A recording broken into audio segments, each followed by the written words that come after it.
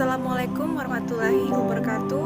Perkenalkan, nama saya Yolensari Datu Pasang, NIM D1B1203545, mahasiswi S1 Farmasi dari Universitas Megarizky Makassar. Pada video ini saya akan sharing mengenai definisi obat, penggolongan obat, dan bentuk.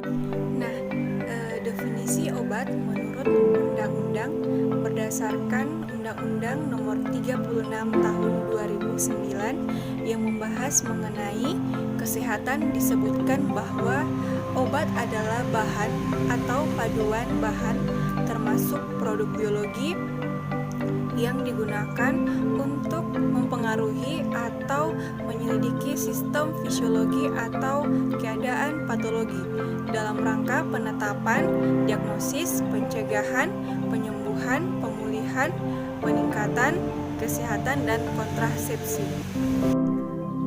Kemudian pengertian obat secara khusus yang pertama yaitu obat jadi.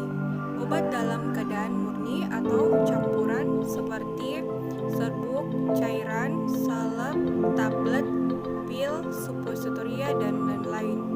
Kemudian mempunyai teknis sesuai Farmakope Indonesia yang ditetapkan oleh pemerintah. Kemudian obat paten, di mana obat jadi dengan nama dagang yang terdaftar atas nama si pembuat atau yang dipasarkannya dan dijual dalam bentuk bungkus asli pabrik yang memproduksinya. Kemudian obat baru, obat yang terdiri atau berisi zat balik sebagai bagian yang berkhasiat ataupun yang tidak berkhasiat, misalnya lapisan pengisi, pelarut, pembantu, komponen lain yang belum dikenal sehingga diketahui khasiat dan kegunaannya. Nah, kemudian obat asli, yaitu obat yang didapat langsung dari bahan-bahan alamiah Indonesia terolah secara sederhana atas dasar pengalaman dan digunakan dalam pengobatan tradisional. Kemudian yang terakhir yaitu obat esensial, di mana obat ini paling dibutuhkan untuk pelayanan kesehatan masyarakat terbanyak dan tercantum dalam daftar obat esensial yang ditetapkan oleh Menkes atau Menteri Kesehatan. Kemudian nama obat di pasaran. Dalam pemasarannya, obat juga dapat dikelompokkan menjadi 3. Yang pertama, obat paten. Yang kedua, obat generik, obat generik bermerek atau bernama dagang. Kemudian yang ketiga yaitu obat generik. Nah, kita langsung saja ke penjelasannya. Apa itu obat paten, obat generik bermerek, dan obat generik. Nah, obat paten atau spesialit adalah obat milik perusahaan tertentu dengan nama khas yang diberikan produsennya dan dilindungi hukum, yaitu merek terdaftar atau proprietary name. Dalam pengertian lain, obat paten adalah obat yang memiliki hak paten. Kemudian obat generik bermerek atau bernama dagang adalah obat generik bermerek bernama dagang adalah obat generik dengan nama dagang yang menggunakan nama milik produsen obat yang bersangkutan. Kemudian yang ketiga yaitu obat generik. Obat generik adalah obat dengan nama resmi atau international non-proprietary names yang ditetapkan dalam Farmakope Indonesia atau buku standar lainnya untuk zat khasiat yang dikandungnya. Dalam pustaka lain, obat generik atau generic name adalah obat dengan nama umum tanpa melanggar hak paten obat bersangkutan.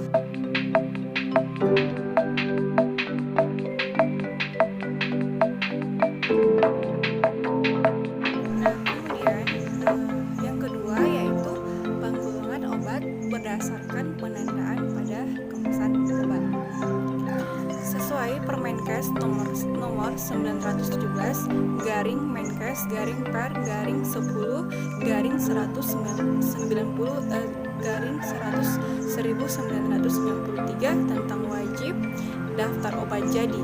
Pada pasal 1 bagian 3 bahwa yang dimaksud dengan golongan obat adalah penggolongan yang dimaksudkan untuk peningkatan keamanan dan ketetapan penggunaan serta pengamanan distribusi yang terdiri dari obat bebas terbatas, obat wajib apotek, obat keras, psikotropika, dan narkotika. Nah, yang pertama yaitu obat bebas.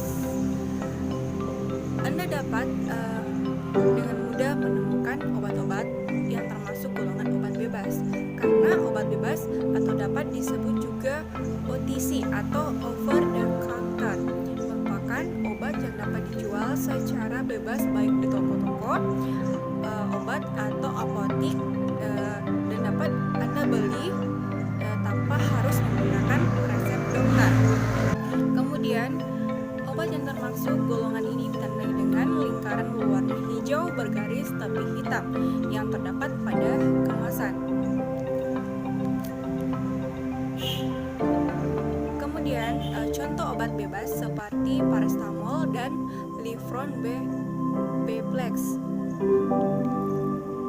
Kemudian yang kedua yaitu obat bebas terbatas, di mana sama halnya juga dengan obat bebas. Obat bebas terbatas dapat pula disebut obat OTC, yaitu obat over the counter, yakni merupakan obat yang sebenarnya termasuk obat keras namun dalam jumlah tertentu. Pasti dapat dijual di apotek dan dapat Anda beli tanpa resep dokter.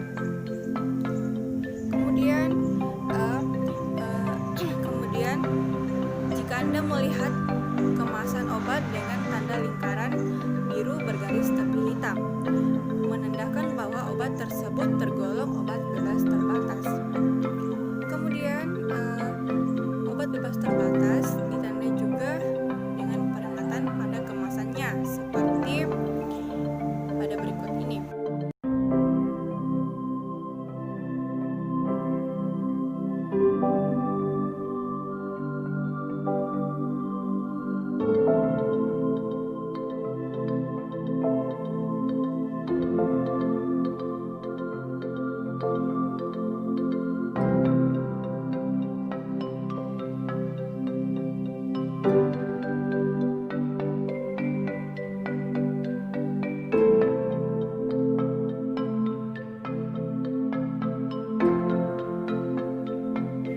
Kemudian yaitu obat keras, di mana obat keras dahulu disebut golongan obat G.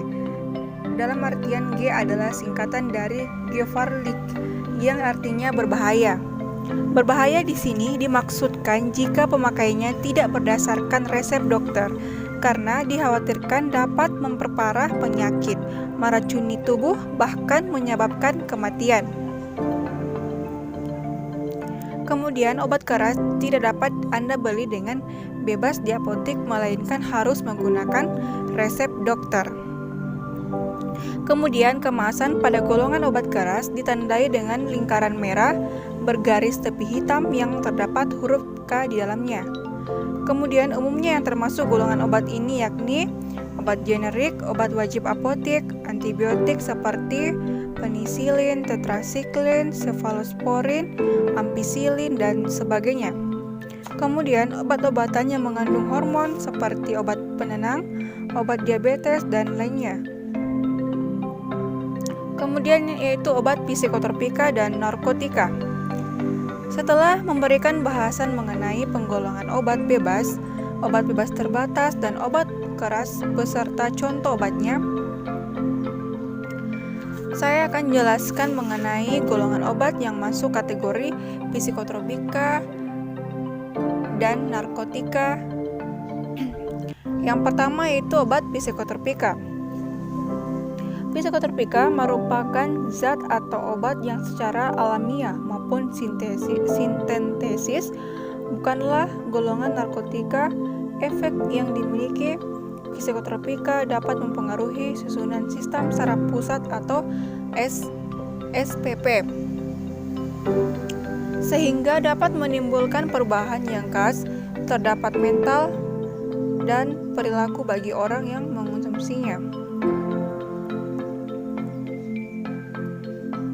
Contoh obat atau zat yang tergolong psikotropika antara lain seperti phenobarbital, diazepam, sabu-sabu, serta ekstasi. Kemudian obat keras yaitu lingkaran merah bergaris tepi hitam ditambah huruf K di dalamnya. Nah, golongan macam-macam jenis psikotropika berdasarkan Undang-Undang Republik Indonesia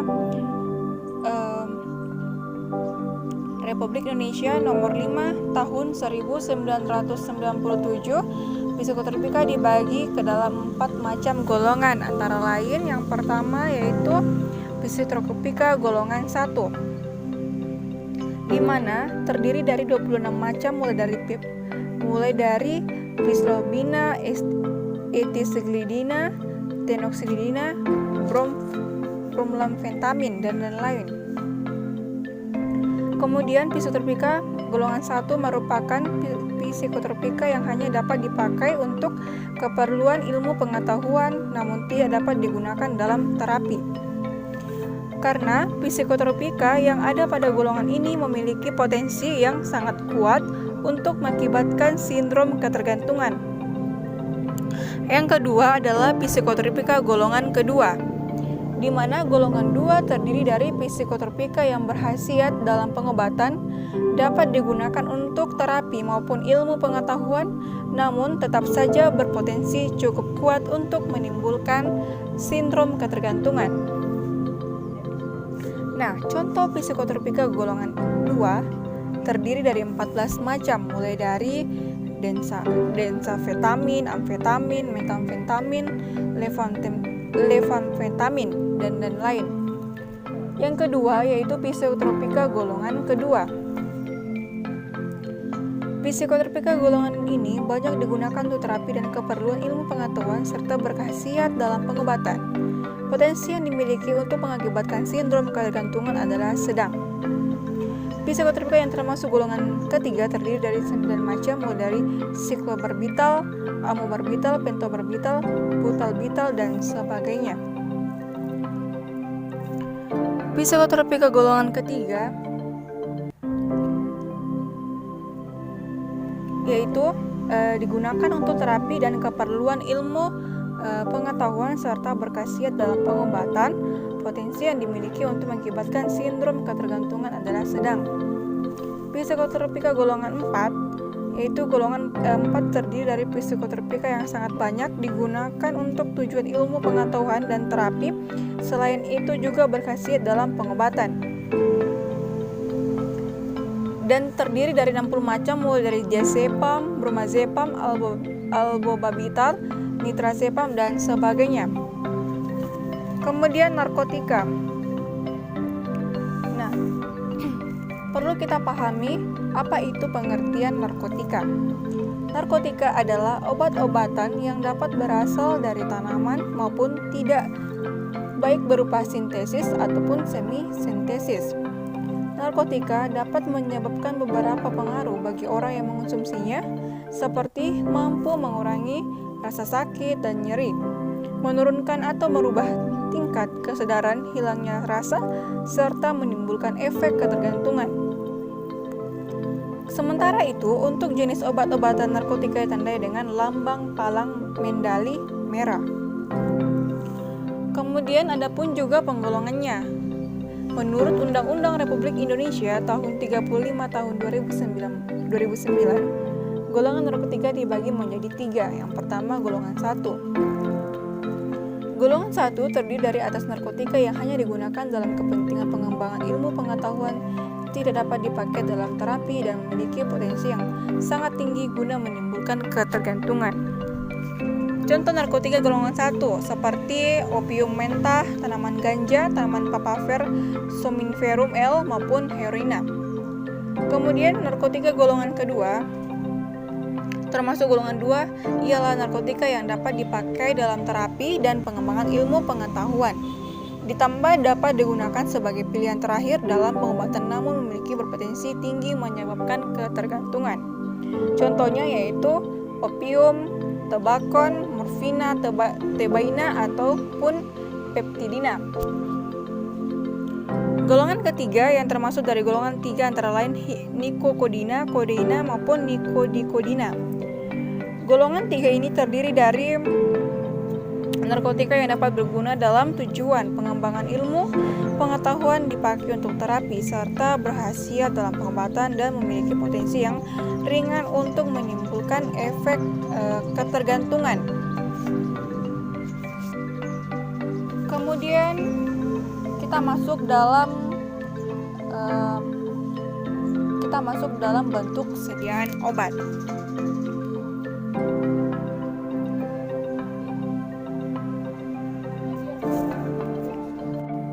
Bentuk sediaan obat yang pertama yaitu solid atau padat, yang terdiri dari puyer atau powder, yaitu pulvis atau serbuk tidak terbagi. Bisa digunakan pada obat luar seperti serbuk luka dan serbuk tabur. Kemudian obat dalam digunakan lewat oral, biasanya untuk obat yang tidak poten, misalnya laksansia, antasida, suplemen, dan makanan. Kemudian ada pun juga pulveres, yaitu serbuk terbagi digunakan sebagai obat dalam, dibagi dalam bagian yang sama dengan kertas atau bahan lain yang tidak mempengaruhi isinya. Yang kedua yaitu kapsul, sama seperti puyer tetapi dimasukkan ke dalam kapsul, menghilangkan rasa dan bau yang tidak enak. Kemudian dapat dibuat kapsul enterik atau pecah di dalam usus. Nah, dibagi menjadi kapsul keras atau hard kapsul yang dapat dipisahkan antara tutup dan badannya. Dapat dibuat di apotek, dan kapsul lunak atau soft kapsul tidak ada badan maupun tutup kapsul, tidak dapat dibuat di apotek. Kemudian dapat diisi dengan bahan padat maupun cair atau bukan air. Kemudian bahan kapsul dapat dibuat dari gelatin campur, gliserin, dan amilase. Kemudian suppositoria, bentuk sediaan obat padat yang penggunaannya dimasukkan ke dalam lubang tubuh, misalnya vaginal dan uretra. Dapat melunak atau meleleh, larut atau pecah pada suhu tubuh. Dapat terdiri dari obat tunggal maupun campuran. Kemudian berefek sistemik atau asma, antipiretik, pelemas otot atau kejang, maupun lokal atau trichomoniasis, hemoroid, dan lain-lain. Kemudian tablet. Nah, suatu massa padat yang berisi atau lebih bahan obat dengan atau tanpa bahan tambahan, kemudian dibuat dengan pengempahan atau kompreset dengan menggunakan mesin pembuatan tablet, terutama dari material yang kering, dan ada pula yang dibuat dari material yang lembab untuk dijadikan molding tablet atau triturated tablet atau tablet yang didesain untuk dihancurkan atau dilarutkan kembali. Kemudian ukuran, warna, dan berat sangat bervariasi. Kemudian liquid atau cairan, dapat sebagai obat luar atau non-oral maupun obat dalam. Solusia atau suatu bentuk cairan yang mengandung bahan kimia terlalu tunggal maupun campuran. Siap diabsorpsi, mudah bercampur dengan cairan tubuh tetapi kurang stabil atau dibandingkan dengan bentuk padat, terasa dan penggunanya menggunakan alat tertentu dan harganya relatif lebih mahal. Kemudian suspensi atau mikstura agitanda, bentuk cairan yang mengandung satu atau lebih bahan kimia, tidak terlalu terdispersi, tersebar dalam pembawanya, biasanya ditambah pengental atau suspending agent. Kemudian emulsi, suatu bentuk cairan yang mengandung bahan cair atau dapat minyak atau lemak yang terdispersi dalam pembawanya dan perlu tambahkan emulgator. Tipe air dalam minyak, air atau minyak dalam air tergantung komponen yang lebih banyak dan emulgatornya. Tujuan dibuat emulsi untuk mengurangi rasa dan bau yang tidak enak, mempunyai aksi atau absorpsi lebih cepat dari minyaknya tersendiri. Kemudian gutai atau tetes. Suatu obat bentuk cairan penggunanya dengan penetesan. Dosisnya dihitung dengan jumlah tetesan atau menggunakan skala yang ada pada alat penetes. Kemudian obat suntik atau injeksi atau injeksio. Sediaan cair yang steril dapat berupa larutan, suspensi atau serbuk yang dilarutkan atau disuspensikan terlebih dahulu maupun emulsi yang penggunanya secara parenteral. Suntikan dengan cara menembus atau merobek jaringan ke dalam atau melalui kulit atau selaput lendir.